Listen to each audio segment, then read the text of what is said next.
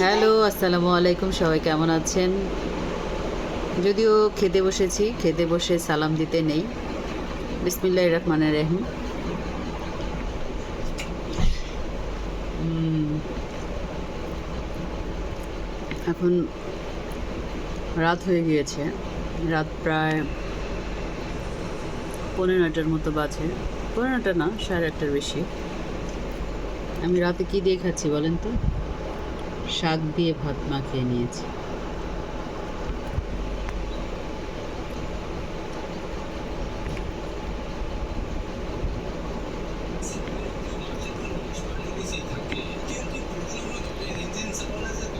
আমার মনে হয় সবারই রাতের খাবারটা একটু তাড়াতাড়ি সেরে ফেলা উচিত। রাতের খাবার আপনি যত তাড়াতাড়ি সারবেন তত আপনার শরীরের জন্য ভালো। আমি রাত করে শাক দিয়ে খাচ্ছি। অনেকে বলে রাতে শাক খাওয়া ভালো না, তারপরও শাক ভালো লাগে, তাই গরম ভাত দিয়ে শাক দিয়ে খাচ্ছি।